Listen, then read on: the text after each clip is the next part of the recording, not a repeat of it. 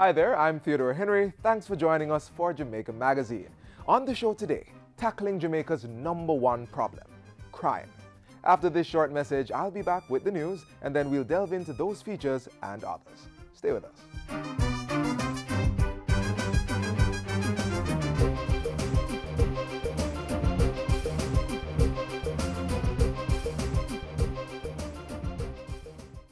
This is Romain Virgo. I'm here to appeal to all of the youths them to just stay away from crime and violence. We know the temptation, the money, the fast life. People say them rate you. But that will only take you nowhere. If you stay in school and focus, then you can achieve anything. Be your own leader. A gang is a dead end. A message from the Ministry of National Security.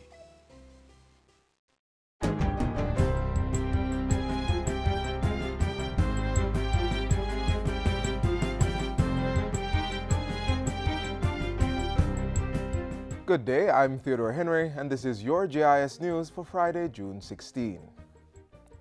Prime Minister Andrew Holness is making it clear that government is determined to confront the savagery of gangs who breed fear and destabilize the operations of the country.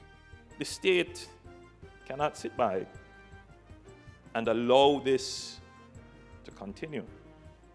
But we recognize the errors of the past. The state has to be focused and targeted and strategic and driven by intelligence on the perpetrators. Mr. Holness was speaking at Thursday's launch of the two-day Multilateral Crime Summit in Kingston, organized by the U.S. Embassy. While urging the security forces to attack the crime problem with resolve, the Prime Minister reiterated the importance of doing so with respect for human rights and in cooperation with the Independent Commission of Investigations, INDICOM. We have to find the right way to strike the balance to ensure that our policemen feel motivated, that they are willing to go out there without worry that after they are trying to do the right thing, they end up on the wrong side. We have to find the right balance to ensure that criminals don't feel that they can use the existing laws as a way to protect them. Meanwhile, National Security Minister Robert Montego says that the security forces' #1 priority is stemming the flow of illegal guns, which are used in 80% of crimes committed in the country. He says this is being addressed through investments in 2 ships and a surveillance plan, the Intelligence Network, and the Forensic Institute. Let there be no doubt that we're also targeting lottery scamming, corruption within the police force, human trafficking, and cyber crimes. We are moving to leverage technology, CCTV, enhanced forensics, big data analytics, and the hardening of our cyber defenses. Minister Montego was also addressing Thursday's Multilateral Crime Summit. He called for an all-of-society approach to quell crime. What will bring success is an increase in public trust, a partnership with our communities, respect for people's rights, less corruption, stemming the flow of our youths into gangs, the use of technology, a calm and informed citizenry, and strong leadership. Parliament is now inviting public submissions on the Law Reform, Zones of Special Operations, Special Security and Community Development Measures Act 2017. The legislation is designed to give effect to a well-established security and community building strategy dubbed Clear, Hold, Build. It will allow the Prime Minister to declare any high-crime area of Jamaica a zone for special security operations and community development measures. The bill is being reviewed by a special appointed Joint Select Committee of Parliament, and public opinion is being sought as part of that process. Submissions must be made in writing by June 20 to the Clerk to the Houses at Gordon House or via email clerk@japarliament.gov.jm. A copy of the bill may be found on the Parliament's website at japarliament.gov.jm under the heading Publications. Persons who make a submission may be required to appear before the committee at short notice to clarify their opinions. And finally, an entertainment insurance plan is to be established. Culture Minister Olivia Grange says proceeds from the sale of the 2017 commemorative Jamaica 55 album will provide seed funding for the establishment of the insurance plan. That Jamaica 55 album will feature iconic entries of the festival song competition. Minister Grange says the entertainment insurance plan is to be created similar to that of the athlete's insurance plan. It is very heart-rending at times when our artists, well-known, iconic artists, they pass away and there are difficulties even being able to get the funds to see that they have a decent funeral. There are situations where some of our artists who have had world-renowned exposure, they are ill and they can't get the kind of medical treatment that is necessary. And so we felt it was important that for Jamaica 55, we put in place a program that would assist the industry and assist these artists.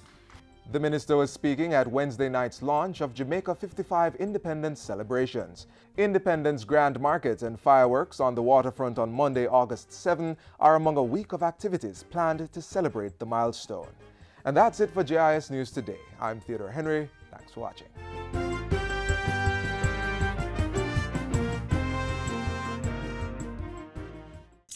If the call centers in Jamaica have to shut down, you know how many people would lose them work?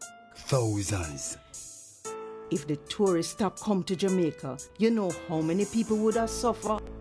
Hundreds of thousands. People, don't skin up with no scammer.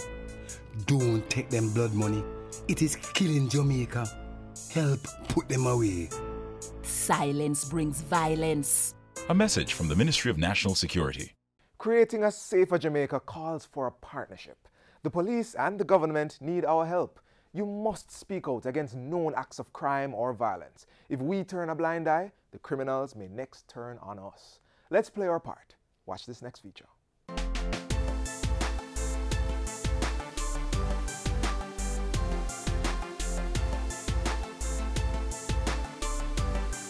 Every Jamaican must not only be safe, but must feel secure in carrying out their daily activities and to achieve their life's goal. That is why the Ministry of National Security has taken an all-inclusive approach to crime fighting. The Security Minister outlined the major measures during his contribution to the 2017-2018 sectoral debate. Illegal vending, squatting, the do-as-I-please mentality must be curbed so that public spaces can be enjoyed by all. Hence, we have launched Operation Clean Sweep, which is bringing back some semblance of order. We are strengthening our anti-corruption laws, merging agencies to concentrate resources, and enforcing adherence to already established laws. He also revealed that government would be purchasing another surveillance plane to patrol our waters as part of ensuring border security. We have increased cooperation with our partners and upped the use of international watch lists. We have, for the period April 1, 2016 to March 31, 2017, refused entry to 507 persons and deported 138 persons from Jamaica. Steps are being taken to harden resistance and improve defense against cybercrime, in part to protect government websites from being hacked. We have conducted a cyber defense audit on critical networks and are in the process of treating with the weaknesses. Government is also taking a proactive approach to protecting the country from terrorist attacks. We therefore will be amending our anti-terrorism laws, engaging a consultant to write our terrorist response manual. We have already started to harden our defenses, rearrange soft targets, and have invested heavily into our intelligence network. We increased information sharing with our partners and have begun to actively work on more bilateral agreements. We are taking terrorism seriously and have started training of some of our officers at the Caribbean Maritime University.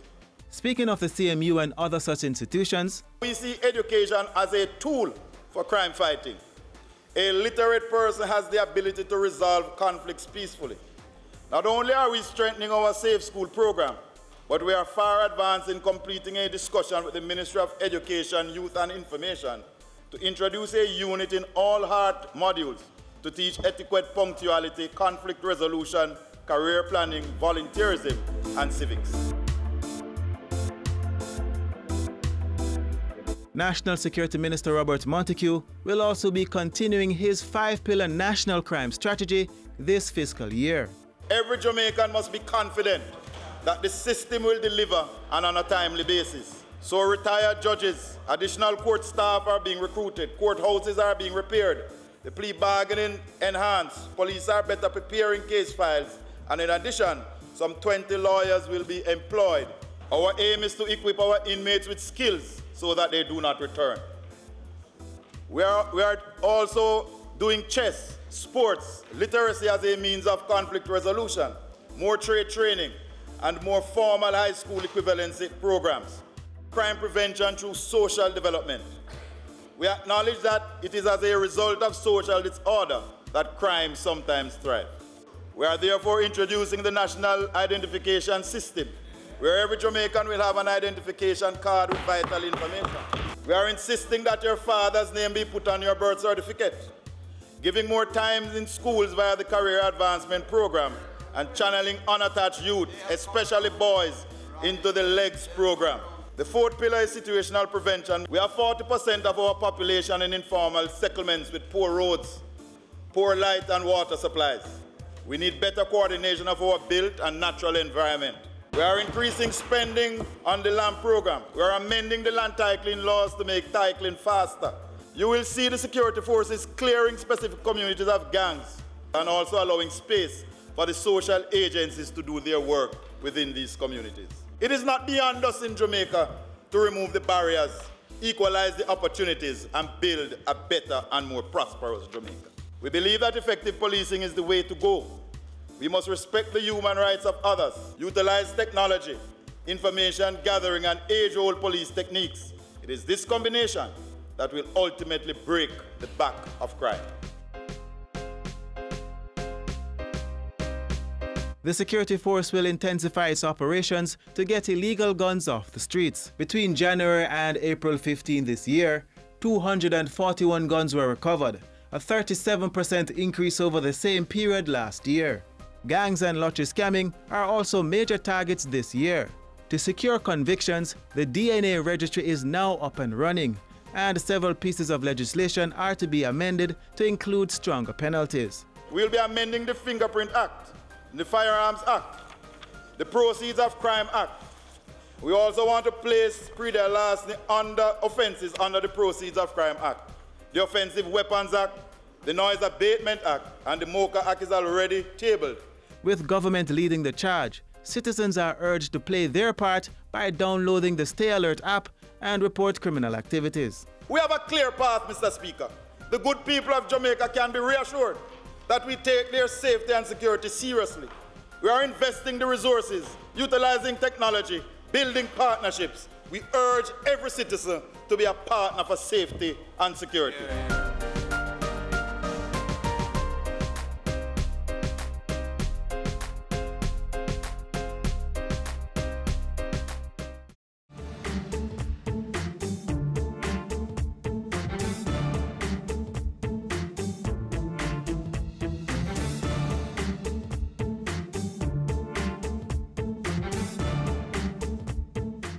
Inform yourself about the HTLV1 infection. HTLV1 means human T-cell lymphotropic virus type 1.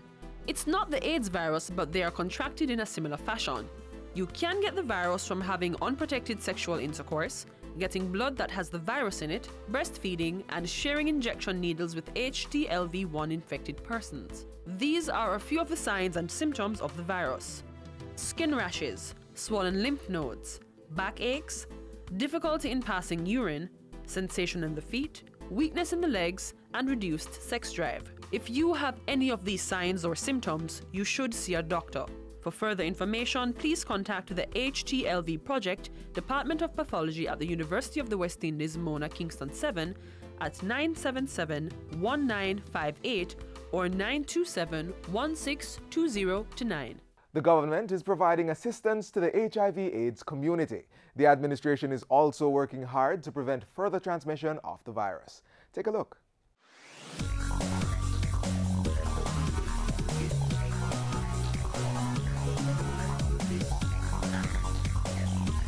An AIDS-free world by the year 2030.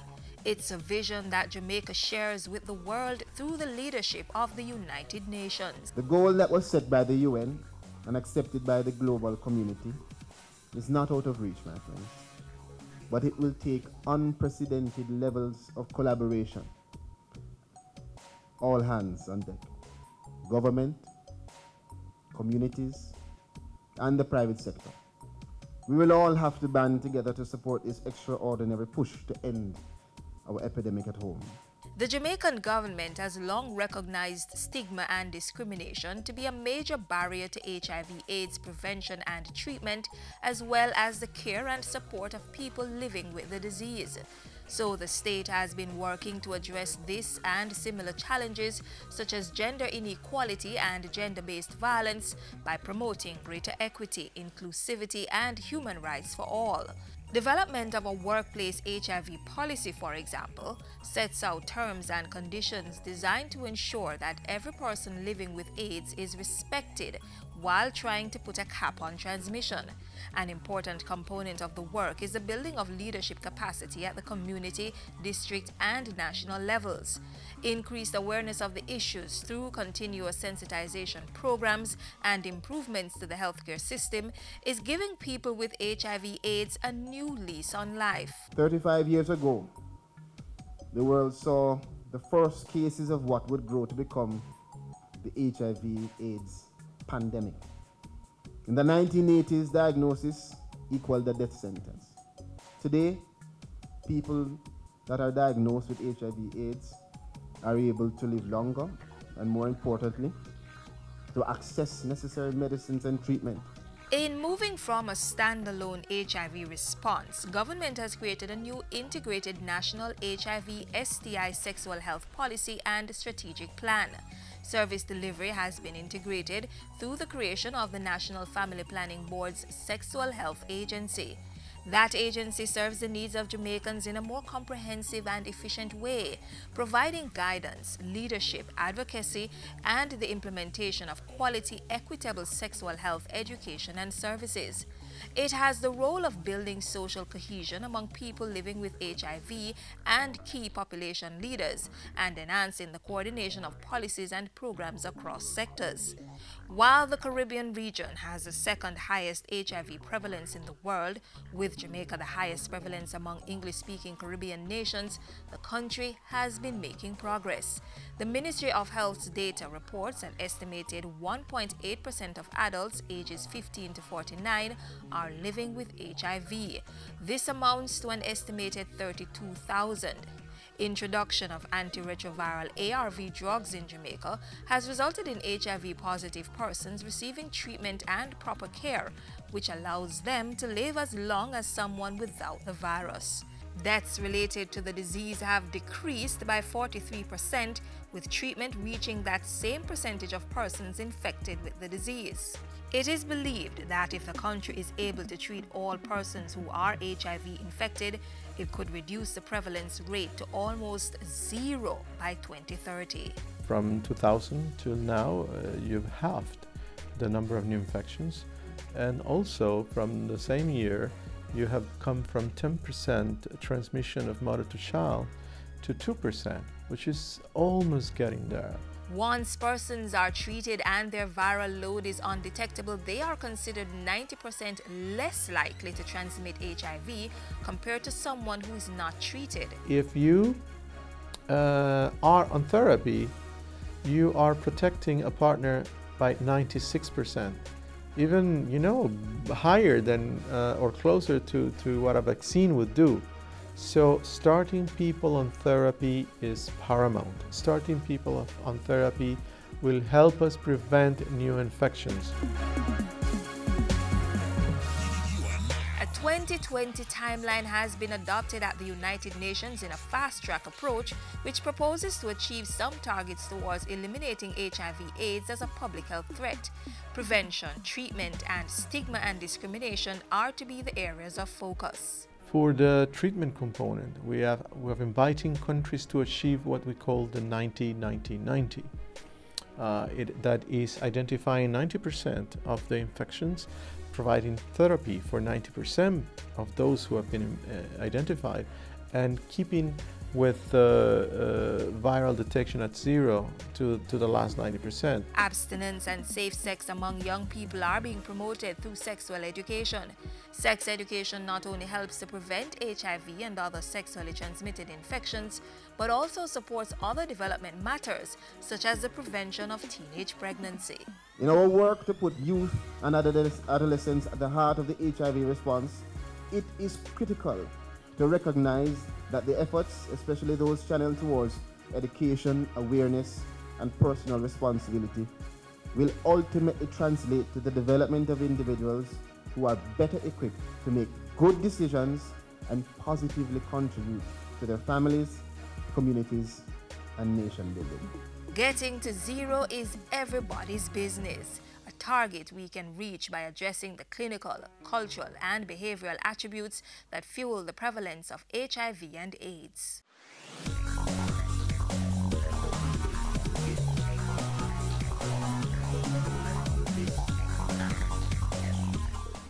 Let's celebrate Jamaica to the world. Fastest man in the world. First Jamaican woman to win gold in Olympic 100-meter sprint. An upcoming global superstar. Mouth-watering meals. And a vibrant set of people. We are Jamaicans. Let's get together and bring back the love. Arts in the Park came back in full color. The captivating visual arts edition lasted not 1, but 3 days. It pulled out upcoming and established artists. Up next, the high points of the visual arts edition.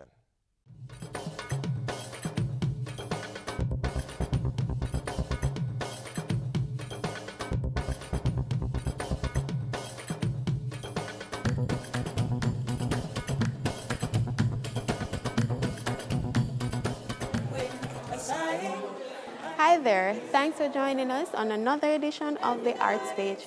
We're here at the 2017 staging of Arts in the Park, so watch as we take you through a weekend filled with culture and entertainment. Emotion, I can hear Jamaica calling, sweetly calling to me. First it was music, literary arts and the spoken word.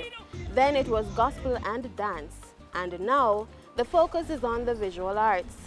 The event was held over 3 days at 2 locations in Kingston. And what we have been able to do this time around is to have the National Gallery, Jamaica Cultural Development Commission, the Edna Manley College, and private individuals who have private exhibition, art galleries and so on, to all come together and to be a part of Arts in the Park. The idea behind Arts in the Park is to expose new and emerging talents to international intermediaries to further develop arts on the island. This year was no different. In addition to the Jamaica Biennial 2017, visitors and locals got to see previews of the Edna Manley College Final Year Visual Arts Show and glimpses of Style Week 2017.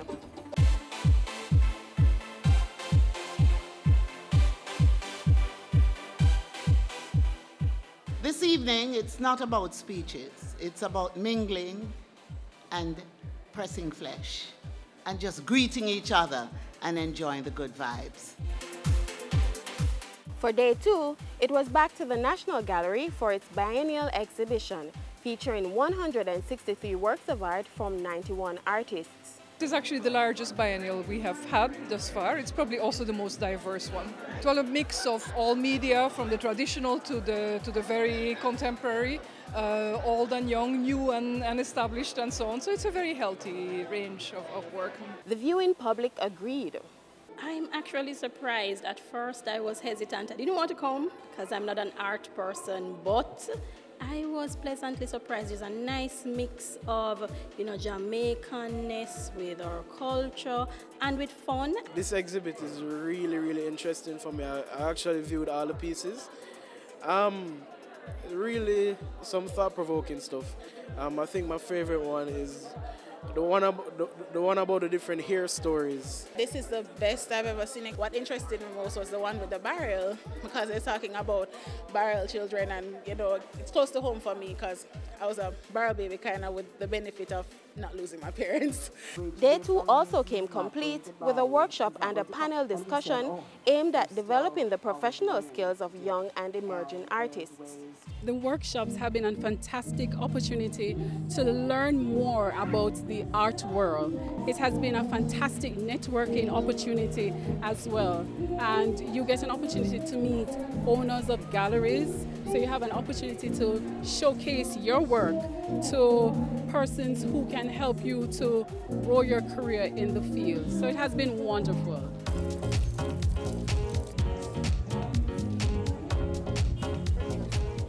The lawns of Devon House was the venue for the final day of Arts in the Park 2017, and by all accounts, it was a great success. This is something that will continue to happen and continue to grow from strength to strength. It is really about making music, art, dance, theater accessible to people. We need more like this in Jamaica, honestly. You know, Arts in the Park need to be like Arts in the Park every month. Yeah, because it's giving us that exposure that we need as young artists to really explore, to bring out different ideas. And that's how we close out the 5th staging of Arts in the Park. If you missed out on this beautiful weekend of activities, not to worry. The National Gallery of Jamaica has lots in store just for you. We're having several major exhibitions coming up. I mean, one of a private collection, the Annabella and Peter Proudlock collection. We're also working with the British Council on an exhibition of the work of Graham Fagan, a Scottish artist, which will be later in the year.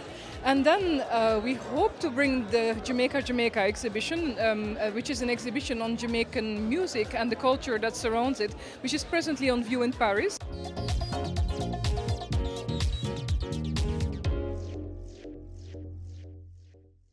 There'll be a better tomorrow. There'll be a better tomorrow. There'll be a better tomorrow. There'll be a better tomorrow. There'll be a day. There'll be a way. There'll come a time to sing.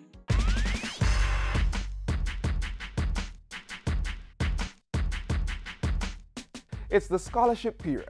Numerous organizations are offering financial support to tertiary students for the September academic year. Persons living with disabilities are not excluded. The Jamaica Council for Persons with Disabilities is now inviting applications for its Margaret Moody Scholarship. This is awarded for a maximum of 4 years and covers tuition, boarding, and educational materials. The scholarship is open to all persons with disabilities from across the island. Grants are awarded to those who otherwise would not qualify for advertised scholarships. Applicants must be fully registered with the Council and be enrolled in a diploma or degree program at a tertiary institution. Application forms are available at the Council's office, located at 18 Ripon Road in St. Andrew. The deadline for submission is Monday, July 31. For more information, interested persons may contact the Jamaica Council for Persons with Disabilities at 968-8373 or 968-0623, as well as 926-9374-6. Remember, no one is to be left behind as we seek to achieve a country that is the place of choice to live, work, raise families, and do business.